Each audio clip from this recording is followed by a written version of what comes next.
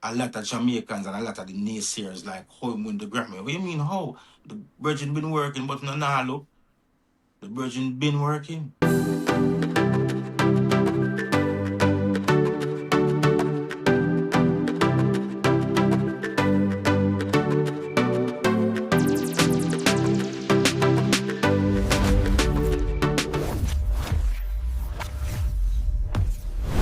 Welcome everybody to the third episode of the Caribbean Corna Podcast, and tonight I'm joined with the one and only Perfect Giddimani, Mr. Perfect. How's it going, brother?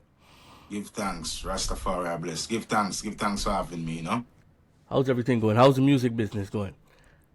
You know, the business, you know, the music business is just like any other business, you know.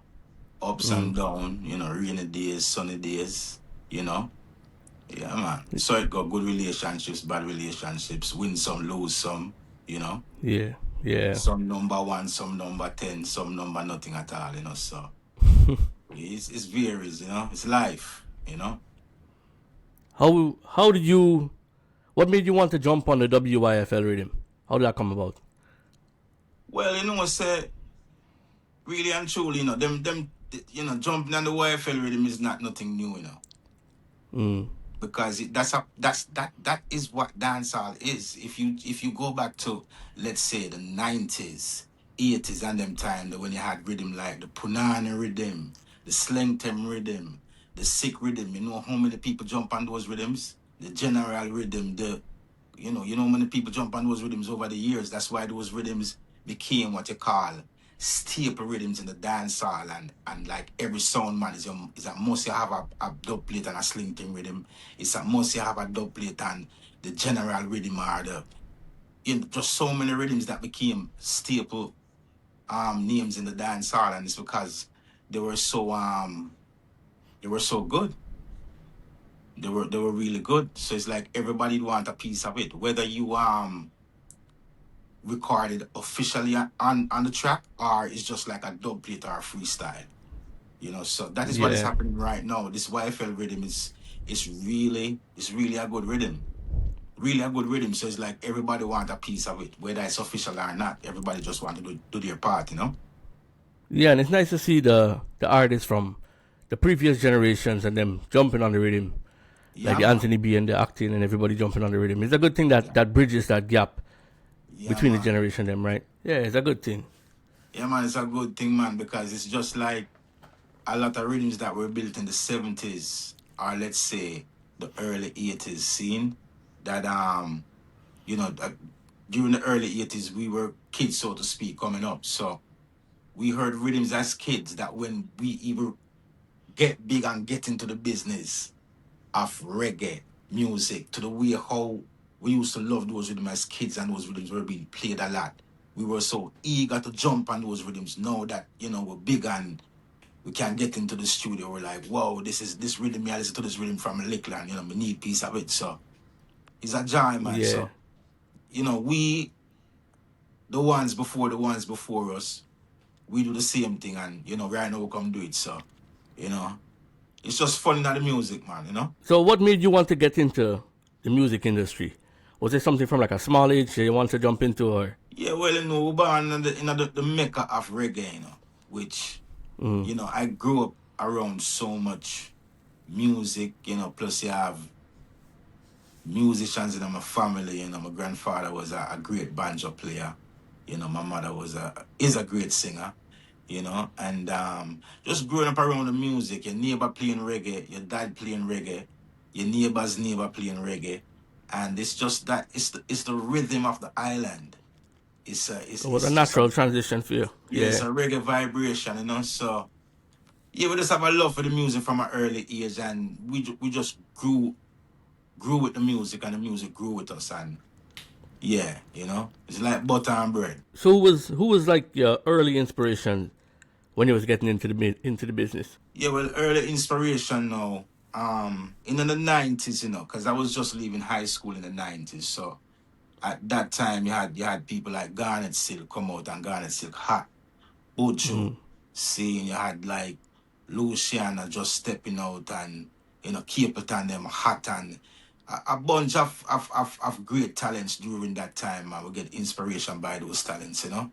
And even the ones before that too, but we're talking about like in our time, Terror Fabulous, Yeah. Yeah, man. So much good artists, man. I say so.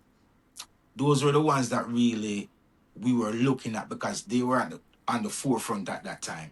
Seeing? So, yeah, man, those were the ones that really inspire us, The DJing from Buju Banton plus the singing from Garnet Silk is like we live between two worlds because, DJ business will understand the language, but yet still have the vocalists over on this side, like a Garnet Silk, a Paris Hammond, a Cocoa Tea, It's a different vibe, and it's like you just want to grasp everything as a young talent coming into the business. So those artists really give us a whole lot of inspiration, yeah? When you first started, was there any barriers or any gatekeeping and things like that? Any issues you had with producers and stuff like that? Because you hear stories, right? So you have any stories like that when you was trying to get into the business?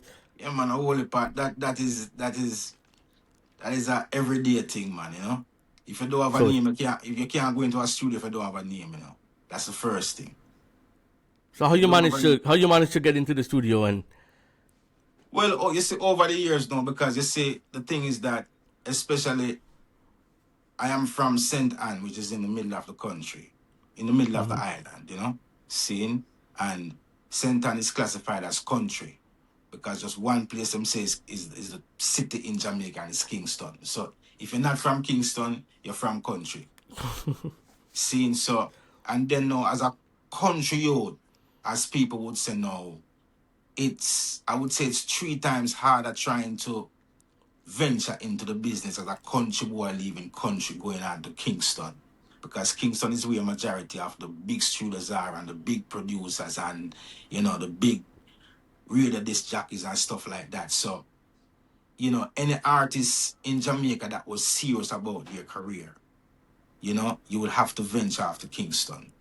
During the time that I was coming up and before. Now it's a little bit different because of, internet and social media and everything, and accessibility, yeah. Right. But during that time, you definitely had to go to Kingston. When you go to Kingston now as a country boy, you pretty much don't have any links.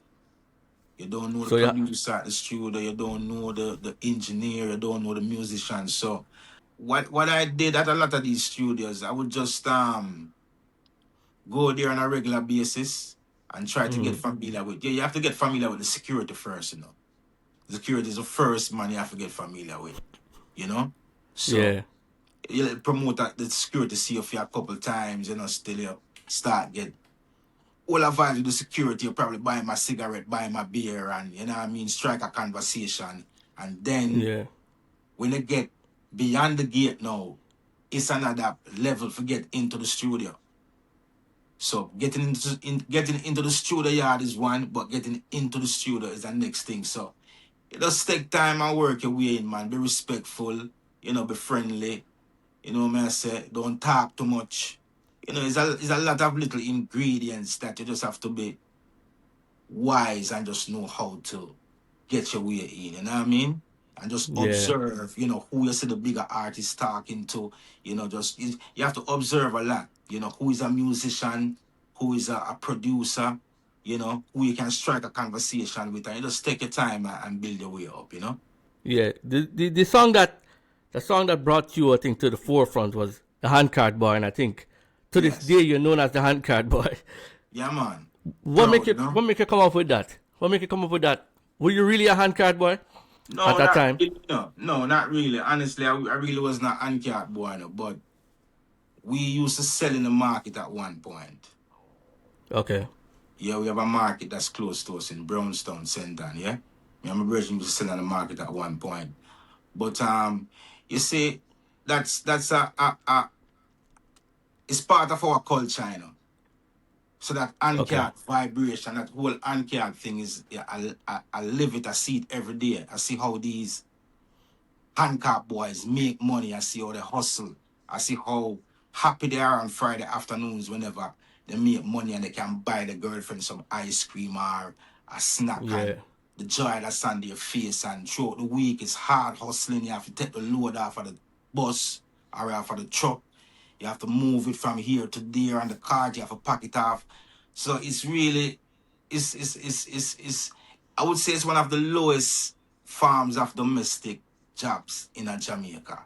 Seeing? Because it's like you have to be hustling around the clock, you know? And it's like you don't really have a special price, you know what I say? So yeah, man, we see the pain and we see the joy of the handcart man in the middle of the streets, you know what I mean? So it was easy to sing about it. Easy to sing about it, you know, because we see it every day. It's pretty much it's like we live it. So what was it like growing up in St. Ann? Good vibration, man. St. Ann is a garden parish, you know. Marcus Garvey Parish, Bob Marley come from up the road, you know. Burning Spear come from down the road round there, so, you know. We have so you're surrounded by musical influences. Yeah, man, and musical... surrounded by a lot of, yeah, man, you know. And, you know, we went to high school in Brownstown, which is the same area that has the market. So I went to high school in Brownstown, and then, you know, from high school into the music thing, and, you know, but yeah, man, nice area. I grew up in an area called Bamboo Farming Village, you know. Okay. Lot of humble people, you know what I say? Nice, respectful people, you know. So, yeah, man, good vibration, you know. So you were also always into the music thing from a child then? I guess because your mother and your family was in the music thing as a child. Yeah, you see, we grew up around the music, you know. We grew up around, my father was a technician. Yeah. I used to, you know, he can fix a record player, he can fix a fridge, a stove, a TV, you know, but he used to fix a lot of jukebox. Okay. Yeah, so we had a jukebox at our house. And then he rigged the jukebox that we could just play it at any time. We never had to drop money into it. Oh, nice. Yeah, man. So it was easy for me to just go through a bunch of records, you know. And then the greatest thing about it is that in those days you would have the A side and the B side, so you could flip the record and then listen to the instrumental. Yeah. So you would just freestyle on the instrumental, you're saying? Right. I would like listen to a Dennis Brown, and then I flip it over and then listen to the rhythm, and then I just try to sing what Dennis Brown was singing. I just try to just do my little thing, you know. And, you know, from there, school concerts, you know, little fears, you know, Virgin keep a birthday party and stuff like that. They always invite us to sing because, you know, the community saw that we have talent. You know, even my peers and stuff like that. Yeah, them sisters me have talent. So when somebody say who could sing or who could DJ, they would always push me in front and say, yes, you go and do it because we know you have the talent, you know. So my community is a community that believed in my talent from a very early age, you know. My family believed in my talent too, you know. So yeah, man, we had that motivation around us, you know, 24/7, you know, from the family, from the community. So we just grew with it, you know. So how does it feel going from being inspired by those guys to being in the same field or even working, you know, shows with those guys? It's a great feeling, man. It's a great feeling. We give thanks, you know, because you know, reggae is not promised, you know. Reggae is not promised, you know what I say? And just to be a part of what is going on, we're grateful because we have seen people before us that have been trying to, you know, have a name in the genre, so to speak, and they're still trying until today, you know. So for us to get a break and the people recognize us and give us that platform to, you know, show our talent, we have to give thanks. And it's been a while right now over the years that we've been doing this. So the Massive really have been supportive and they really see something in I and I. That's why they keep, you know, supporting the music and the message. So yeah, man, it's a good feeling, honestly. You actually spend time with some of these guys, some of them like Cableton and Sizzla and them. You spend time with some of the artists them. So who were the most, I wouldn't say inspirational, but who were the most like easy people, you know, like good times you had working with, like, you know, you had some memories and stuff built with? Yeah, we have some great moments with Anthony B, you know? Great moments. Okay, Fireman, okay. Sizzla same way, some really, really good moments, you know? Lowton Fire, Jam Mason. Yeah, it's a bunch of people. Pressure Bus Pipe, you know me, and Pressure Bus Pipe, you know, we do a lot of work, you know?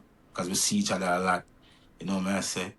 But it's a bunch of people, man, and I want to tell you, say there's a lot of times where we even working with them, but we are not a part of what is going to be released. You know? Yeah. So, yeah, man, it's a good vibe. A lot of people, man, over the years, man. So many names, you know? Freddie McGregor as an elder artist, so I see him with, you know what I say? A lot of people, man. So many names over the years. A lot of people. Yeah, you mentioned a couple of names like Luton. As I said, Luton's been on my playlist for a while now, and I feel like Luton don't get the flowers he really deserves. You know what I mean? Yeah. There's a lot of artists that feel like on both sides today, in the dancehall space and the reggae space, I don't really get the flowers that they deserve. You know what I mean? And people like you, Luton, as you said, John Mason, paved the way for these younger artists today, right? Who from the new generation of reggae artists could see carrying on the legacy and carrying on the mantle? There are quite a few out there, you know. Some of them I might not know by name because probably I don't really follow them like that. But I've definitely heard artists out there that really sound promising. You know what I say? If you keep on bringing the baton, so to speak. Yeah, man, we have artists out there like Jesse Royal, you know, seeing the CM Chronics too, you know. You have a few people out there who do the work, man. You see me? It's just that, you know, the way how some people might digest is you know, is not the way how others might digest it. You know what I say? But them do them thing, man. We have to give thanks to the new generation, you know. Them not gonna burn the fire like we did burn the fire, you know. And we see the fire what we burn is different from a fire what, let's say, Bob Marley them did burn. Yeah, it's a different fire, you know. Seeing so times change. Times change and each generation I go do them thing or them do them thing, you know. But yeah, man, there are ones and ones out there that are promising, you know. Yeah, man, there are ones and ones out there that are promising. Yeah, man, definitely. A lot more names, but me just now can't really just call the names off of my head top like that. But I've seen people out there with talent, man, definitely. The single that you dropped, Smiling Coast. Yeah. What was the inspiration behind that? Because it sounds like a tribute to Gambia, right? I was in Gambia recently, you know. Well, first is first. Remember, I said Gambia, whole of Gambia, our cousin, our family, them, you know. But of course. in December I was in Gambia. I went to Gambia. I did about 7 shows down in Gambia. So I was down in Gambia for almost the whole month of December. And you know, anywhere I go, I have to have studio. So the feature on the track is called Muhammad D. He's actually from Gambia. Okay. See? So they are Gambia, we link him up, you know, come to the studio, and we'll just come up with the idea for the track, you know, record it, and just get my people on it, mix, master, put it out, you know. So it's just really a tribute to the good times that I had in Gambia. Beautiful people. Trust me, it's like the first country where I go and it's like I'm still there in Jamaica. Yeah. Yeah, and I've been to a few countries in Africa, but Gambia does have this thing like it's the Jamaica on the other side of the world, you know. So yeah, man, love Gambia massive, and we know them love the eye too. So you say that Jamaica is the mecca for reggae music, right? Yeah, man, it's the mecca, man. Yeah, man. But Africa is the mecca for Rasta man, right? And do you think that every Rasta, should make the pilgrimage over there? Yeah, man. Once if you you can have the afford it, resources, obviously. Man. Yeah, once you have the resources and the time, because you don't know the system set up, you know. See, so once you have the resources and the time, yeah, man, you have to check it out, you know. Check it out, man, because your experience will be your experience, you know. I might come and I might say this, I might say that, but when you see for yourself, yeah, man, self-experience is the greatest, you know. But yeah, man, not even just every Rasta man, you know. Every black man and black woman, it's not even a Rasta thing, you know. And what you see on the media is not what you see when you go there. Nah, man. Yeah. The days are done, man. You know, the days when Babylon you can't use to feed what they feel like they want the people to see or to know. Those days are over, man. It's 2026, you know. And that's one of the good things about social media. Yeah, exactly. Yeah. One of the good things about social media. Yeah, man. The next single that you're dropping is Red and Dread. Yeah. Give us a little bit about that. Yeah, well, Red and Dread now, Cause you know, so me's a you know, with different Africa to the fullest, you know. You know, so a lot of my songs over the years are really African themed, you know what I say? So this song too is all about, you know, uplifting the continent again, you know. You know what I mean? Speaking about issues, certain issues that people on the continent are facing in certain countries and stuff like that. So I just awareness, man. Yeah, man, them song is all about awareness, you know? Definitely. Yeah, that's Yes, good to so. see because we need music like that, especially in this time. Yeah, man, I feel like we're the losing. message Yeah. music, we can't forget that, you know.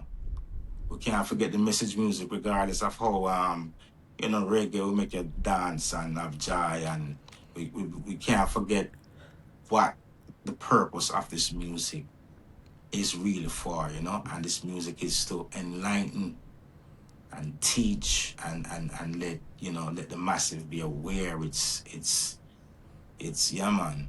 That is what this music is for, you know, for uplift, you know. So we can't forget that. We can't leave out the message in the music, you know. And like I said, I'm always preaching for Africa, and you know. Yeah.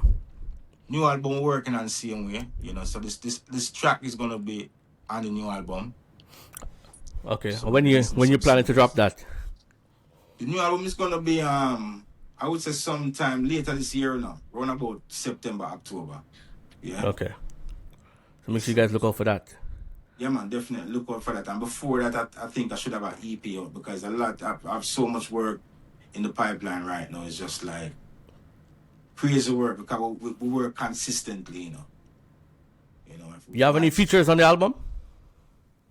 So far, yes, I have one feature. Okay. One feature on the album so far. Yeah, man. So we're working on it, you know. Nice. The next thing I want to talk to you about was, especially I know when I was growing up, I think reggae was more mainstream at that time. The conscious reggae was a more mainstream and more popular amongst the youth around that time. With Sizzla, you, Lutan, you know, people like that, Capleton, like that. I feel like now, especially in the Caribbean community, dancehall has overtaken reggae in terms of popularity. But I have to say, when it comes to a global scale, reggae seems to be more popular. When you go to places like, as you said, Africa, Europe, Asia, South America, the reggae music seems to be more popular in those places around the world. Why do you think that is? Well, it's for a bunch of different reasons, you know. It's for a bunch of different reasons, you know. You see, the thing is that, well, no, you see, number one, what you have to remember is that long gone are the days when Jamaica or Jamaican radio stations or Jamaican disc jockeys or selector decide what is hot or what should be played or what should not be played. You know, the very fact that somebody could go on their phone and just play a Perfect Giddimani. They don't have to wait on the radio. They don't have to wait on their favorite disc jockey to play their favorite Anthony B or their favorite Lutan Fire, right? They can go and access it like directly. So the music kind of get a little bit more territorial right now. So you have different territories in the world are choosing what's their number one, who's their number one. That is what is happening. Yeah. So, for example, when I was in Gambia recently, right? People say, yeah, Handcart Boy, perfect big tune, but Handcart Boy is not my biggest song in Gambia.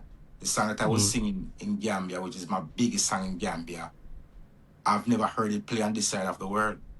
As a matter of fact, I've never performed that song in my life. I've never performed. I recorded that song about 12 years ago for a label in Montreal, some French producers. I've never did that song in my life. And when I went to Gambia, that is a song that the Gambians say, hey, that's the biggest song. Yes, we love Handcart Boy, we love Nobody Me, and yeah, we love all the songs that do perfect. But this song right here, Country Cousin, is your biggest song. So that goes to show you that different territories are choosing what they like and not necessarily what is being forced onto them or what is the hype. Yeah? So that is the vibe. That is one of the vibe, yeah? And the next thing again know too about it too is that the diaspora, the thing about the diaspora is that the diaspora, reggae to the diaspora is like football to Brazil. You know? Yeah, reggae to the diaspora is like football to Brazil. So it's so much and it's oversaturated. And it's like pretty much every man can DJ, every man have the potential for DJ. You know me I say and people have heard like a lot of the same stuff over a period of time.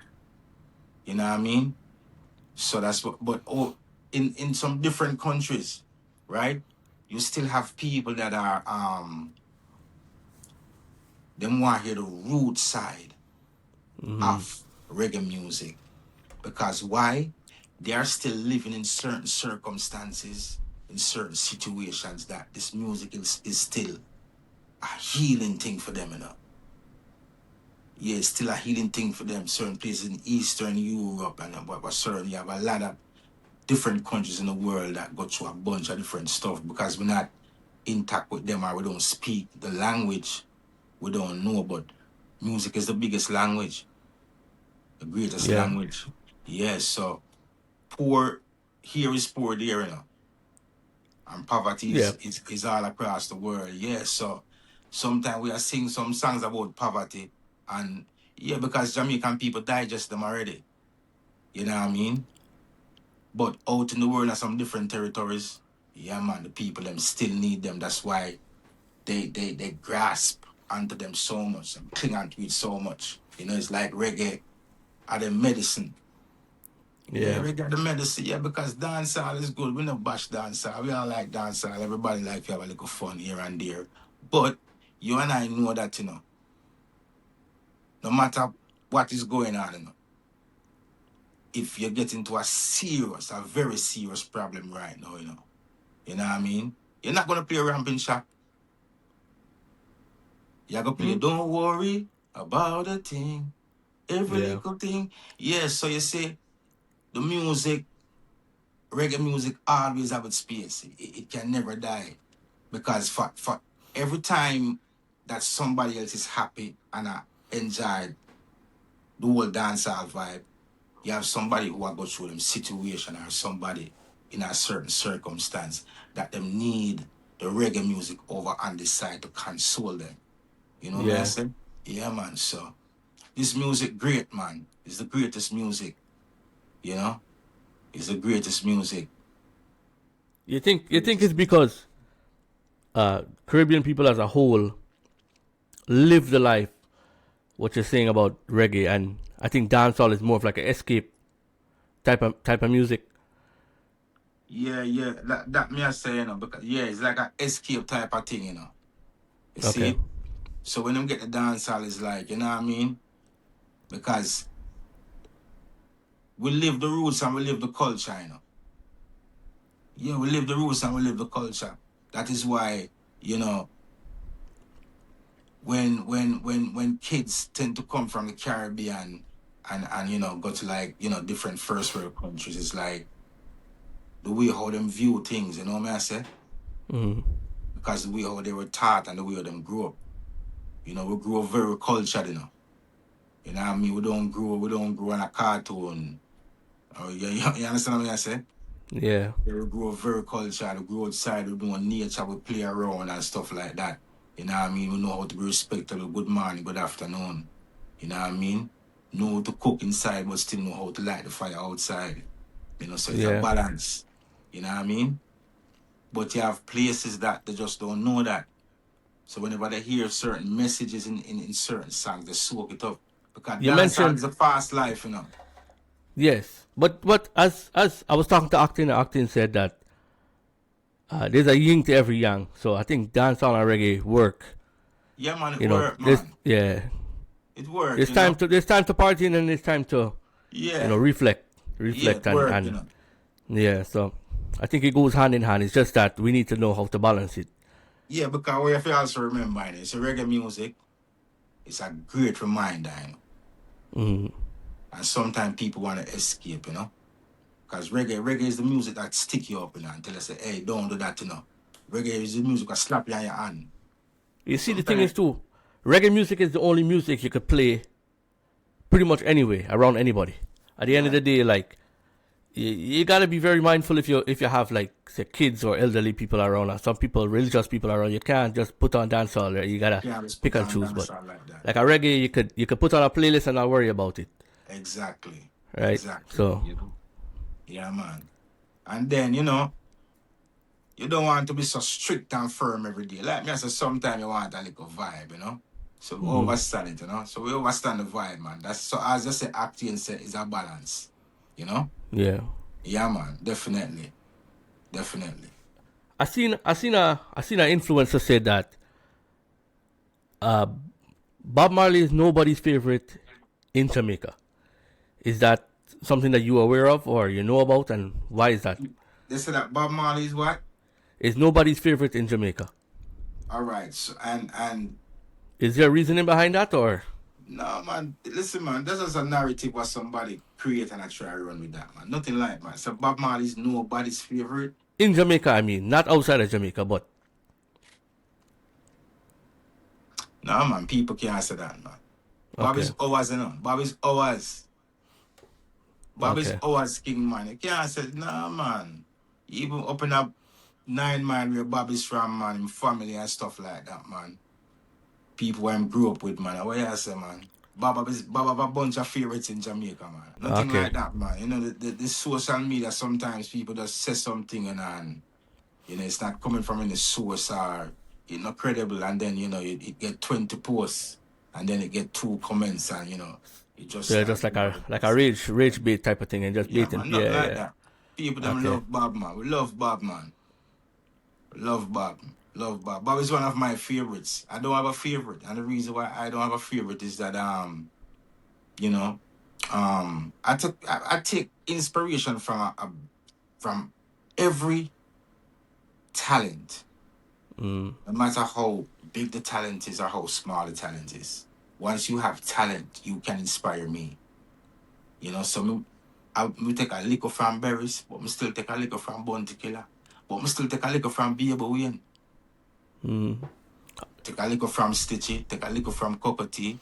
That is how I put all these ingredients together and bake my cake, which is my style, so to speak, So, and for everything that all of these talents, all of them have their different styles and just them different way how them do stuff that is very impressive, You know what I mean? The way how Bounty Killer come on stage, or the way how Barry Salmon can hold a note, or the way how Sizzler is active on stage, so it's a bunch of ingredients, so there's not really a favorite for me in a reggae.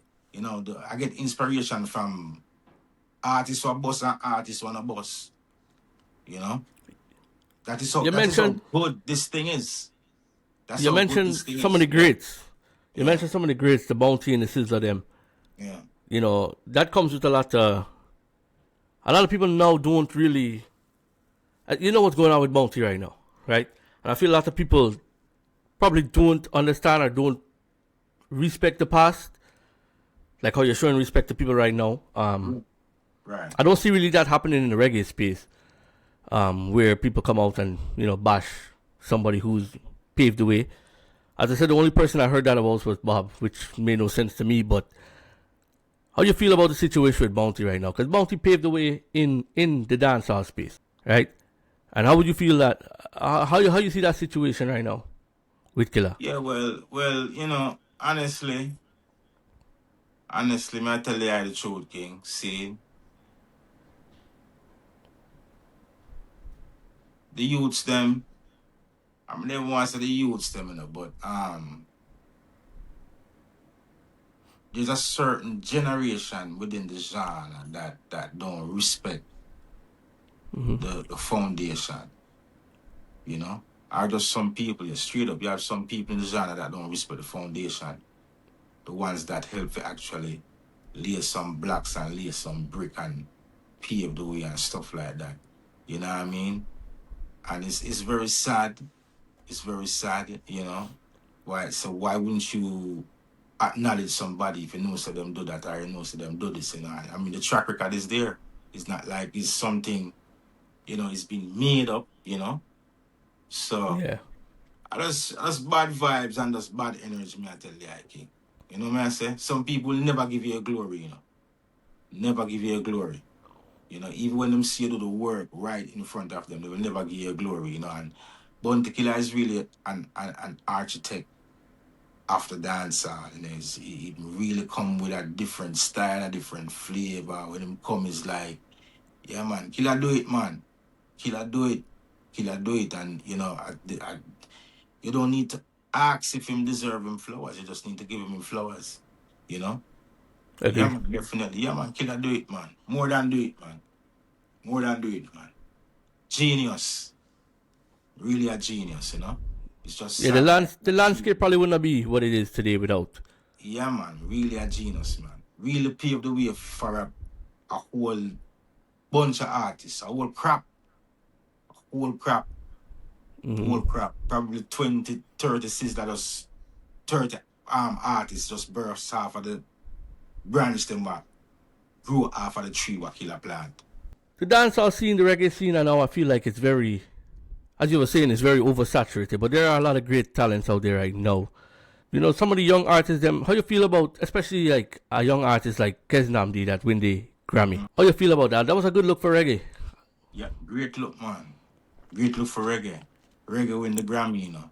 It's good, man, because it's good in every way. First things first, all the nominees are reggae. And all the nominees were from Jamaica too. Well, the exception of Cartel. Yeah, with the exception of Cartel. Yeah, but all the nominees, you know, were from Jamaica. I think that is a long time since that go on, you know. Plus, Kesdam they've been putting in the work, you know. And that's the thing now. That's the next thing. You see, a lot of people surprised when they see something happen, see? But even especially like me, if you should probably ask somebody, what go for Perfect? They might say, boy, I don't know. Long time I hear about him, I don't see nothing at all. Yeah, because if you're not following my trailer, yeah, watch what me I do, or you know, in my thing, you're not gonna know what go on. You know, so you'll say nothing's happening. You know what I say? So, yeah, man, because they've been doing a lot of work from a long time, you know, but people are looking in other areas while he's working in the next area. Because what is hot here don't mean that it's the same thing what hot there, you know. And that is the thing. You know, so honestly, that's a wake-up call for even a lot of Jamaicans and a lot of the naysayers like how him win the Grammy. What do you mean how? The Virgin been working, but no look. The Virgin been working, but they're not observing. They're not observing. You know what I mean? So, yeah, man. It's a great look, man. Great look for the genre, you know? Yeah, I think so. I think a lot of people, when it happened, you know, they didn't really know who he was at the time. It's not that you didn't know or you wasn't paying attention to the work that he's putting in, right? You catch him by surprise. Yeah, everyone's like, oh, I know of Kes Namdi before. I mean, I might not be, you know, in the thing so much, but I feel like going back and listening to the album, did it deserve to win? Yeah, it deserved to win the Grammys, for sure. Yeah, man. 100%. Yeah, and, man. I mean, it's a, whether you want to say it's political or it's favoritism or, that's something that is open, right? I can't confirm that. You can't confirm that. But yeah, we can't confirm that. You know? Yeah, I'm not gonna make allegations against something I don't really know. I mean, the Grammys has always been riddled with you know, controversy, right? Exactly. And I was talking to Octane about that, because when I saw Kes Namdi or whoever else win the Grammy, the way I think is like based on how the Grammy is conceived, right, and the things that I see happening at the Grammys, the rituals and stuff like that. You know what I mean? I wonder, as a Caribbean person, why would you want to win a Grammy? You know, why would you want to win something from a place like that? But like I said, Octane was saying that the yin and yang situation, and you will never know your enemy unless you go into their field. You know what I mean? It's up to you now as a person now. Like you as a Rasta man going and win a Grammy right now, knowing that or assuming that the Grammys is demonic. You go in there with your religion and your faith, and now you fight the battle from the inside. You get what I mean? No, but listen to a king. Listen to what I'm saying. Right? I know it's a deep one, but that's just it's a deep conversation. Listen carefully, right? You see the Grammys, it depends on how you want to view it, you know, because listen carefully. It's not everything. All right, everything has a demonic side to it, you know. Yeah. Of course, everything has a demonic side to it. You know what I mean? But it's what you do within that space. You know? Yes. Because over the years, if you ask me what is it we should say? Everybody that win the Grammys are devil worshiper or what? Well, I wouldn't think so. If you ask me, I would say no. Yeah. Yeah, I would say no. I think there is the thing in it, but there is also the real thing, if you should ask me. Just like in any other business or any other thing. You know what I say? Yeah. That's just my take on it. You know what no, I mean? No, I see it from the perspective now, because as I said to you that I was just seeing it from a fan perspective and you know, wondering why. Because as I said, like me personally, I would take more pride in winning like something from like a Caribbean Music Award type of thing, right? I was telling him. But yeah, you will never know what you would sacrifice unless you're put in that position, as I said, right? Yeah, right? And then again, to sometimes it probably is not even a sacrifice. Yeah, because listen, King, for every time, listen, the notion, you know, and black people for checking, you know, see? So, to all black people make it look, it come like nothing don't real end. Because if a black man for just get rich right now, and then probably you don't have a full knowledge of how him get rich. Is either I'm gay, is either I'm selling him soul, is either I'm selling a whole heap of drugs. And, you know, them things that always come up. And sometimes it's none of the above. A lot of times it is. Yeah. A lot of times it is. But things happen for real, man. Things happen for real, you know? Yeah, it's just how you... Within the space that those real things are happening, you do have... good people. Definitely not the background I work. But yeah, man. But not everybody mix with the devil within the space. Well, of course, the devil and the Almighty will be in the same room multiple times. It's just, as I said, it just depends on who you choose to be with. You know what I mean? So, yes, Rasta. So what is some words of advice you want to say right now to like the younger artists, them, especially the roots reggae artists, them, coming up right now in the space? Them need to sing a lot. Them have to sing more and they come like them lazy. Have to sing whole per song, you know? Yeah, them have to sing a lot of songs. You know, the people right now, and like 30 years ago, where people that take a month, 2 months, 3 months learn a song. You know what I mean? Yeah. People learn songs easily right now. You know, when you're uploading a song, they're asking you for the words. So, and these Gen Z youth right now, them learn the thing them fast. You know, I say, so you release an album, and I say you now release an album 2, 3, 4 years past. Them finish with that, then move on to something else. Them learn the album in a 1 week, them learn the whole 14 tracks. I sing it back to back with them sister and them brother. And they're like, what next? See? And then you'll go on a holiday.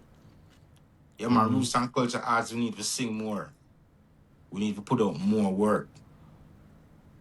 Yeah, and those songs resonate. Those songs resonate from even like back in our days. The as I said, the Luton Fire, the Jam Mason, them. The music still resonates today. You know what I mean? Like you could go back and listen to that right now. As I said, like we need more songs that transcends time. Yeah, man, we need more. We need more songs where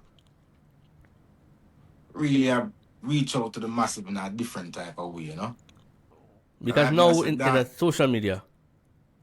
Yeah, man. Because I say the thing is that right now the youths them really want the message, you know. But if they're not being fed the right message, them just eat, them just swallow up anything, them just eat anything, you know. So when we see a dancehall guy voice a song, when a dancehall guy voice a song, I talk about under girl and voice 50 of them. In voice 50 song, I talk about under girl. We as Rasta, we should have dropped 200 songs I talk about respecting the Empress. Yeah, that is how it goes, you know, because if you have more bad than good, then in the long run, the bad I go seem like the good. That's exactly what I was trying to say. Yeah, that's exactly what I was trying to say to you when in the because I feel like the people in Europe and South America and stuff. But even the 90s dancehall, the vibe in the 90s dancehall was much different than the vibe in the dancehall culture today. Like yeah, man, it's a much different vibe, man. You know. Because I think Vegas talk about it. And there's no party like a 90s dancehall party. Definitely. The beat of the rhythm is different. The conversations and the rhythms were different.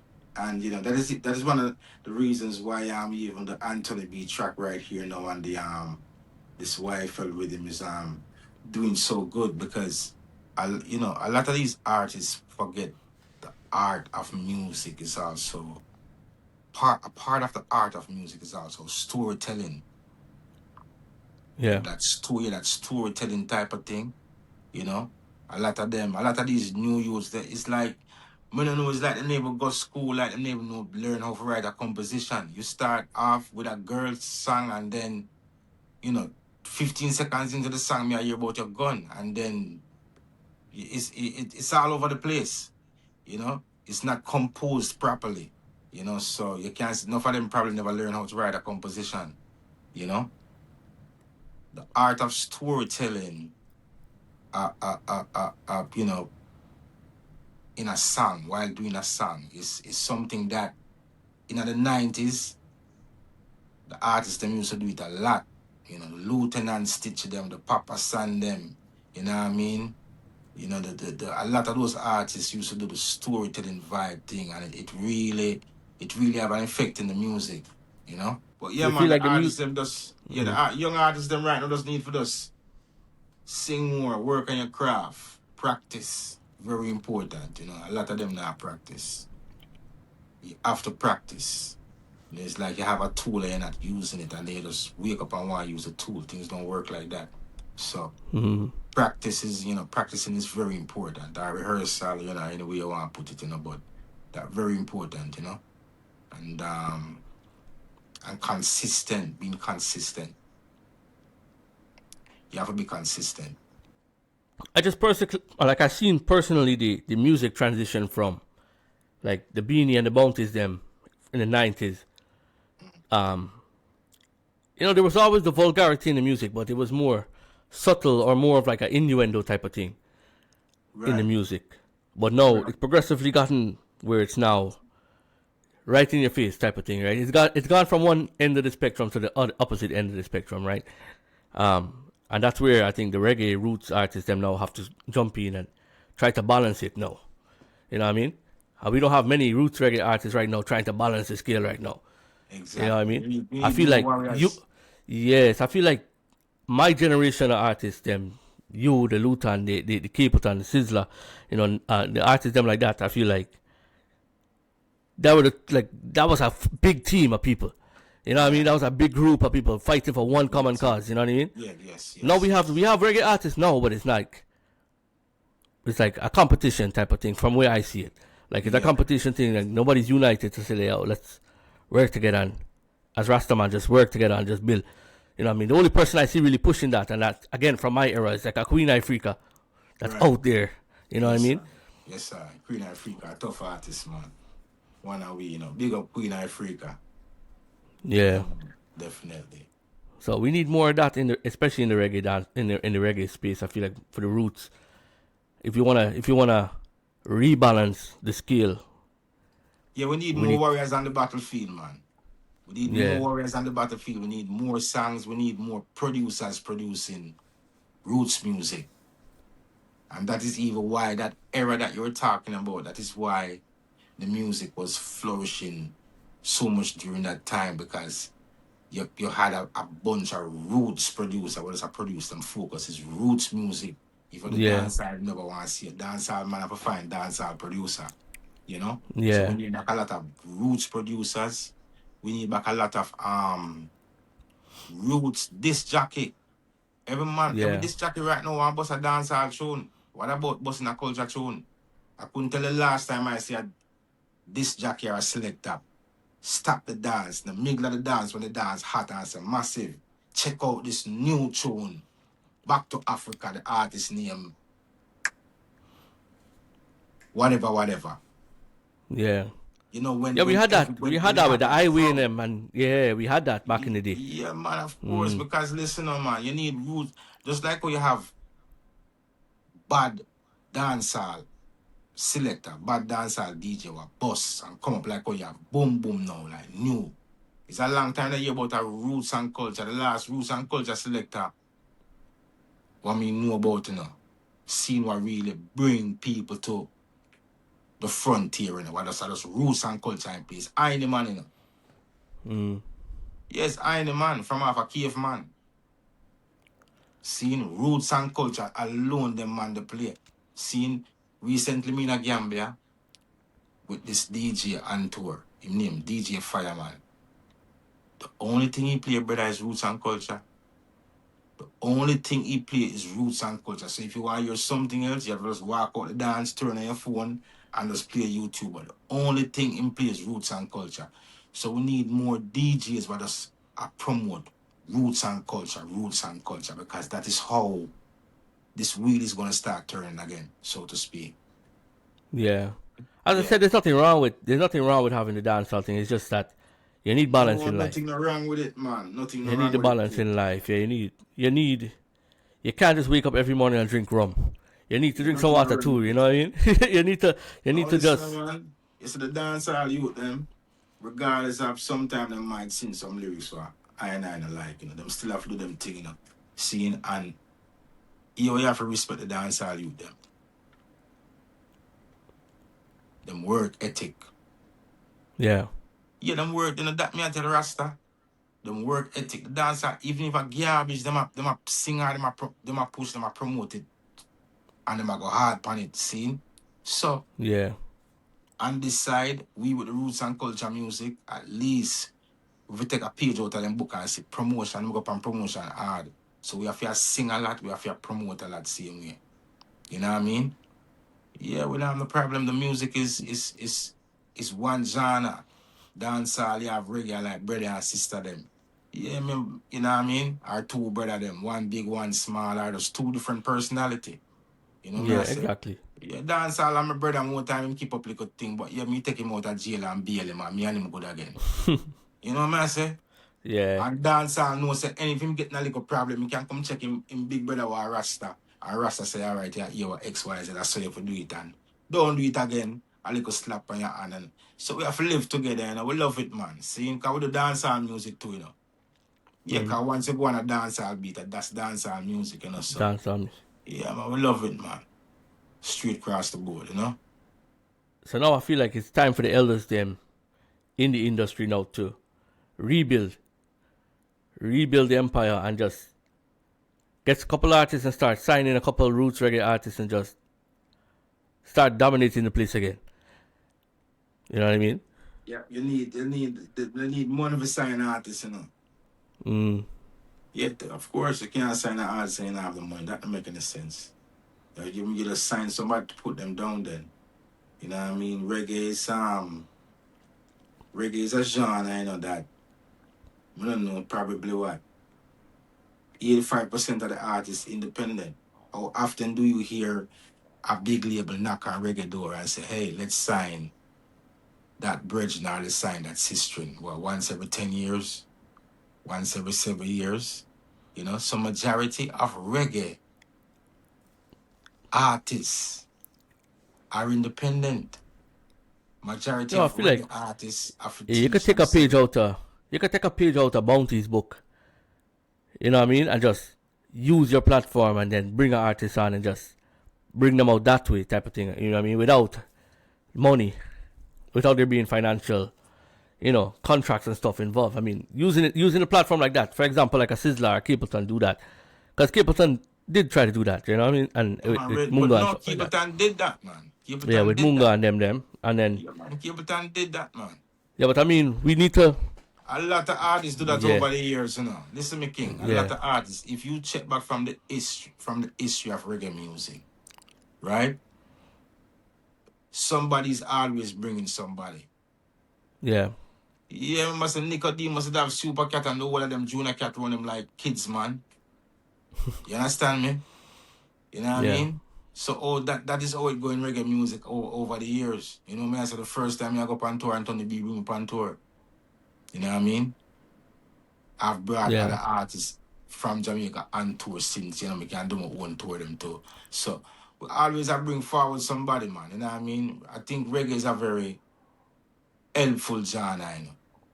Despite you have one and two little people might have them differences and things like that, man. But no, man, reggae over the years, man. Well, then watch out.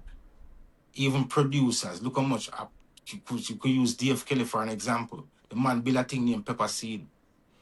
Yeah. He could have seen I go voice 1 man pan it, him voice 20 man pan it, every man pan Pepper Seed with him boss. Every song pan Pepper. Yeah, so reggae is a sharing thing from a long time, man. Yeah, man, artists that dub plate student and make money. Me might make some money today and you make no money. Yeah, piece of money, you go home, get snake car and stuff like that. You know? Yeah. A lot of producers back in the day too used to, I think, create beats for both genres.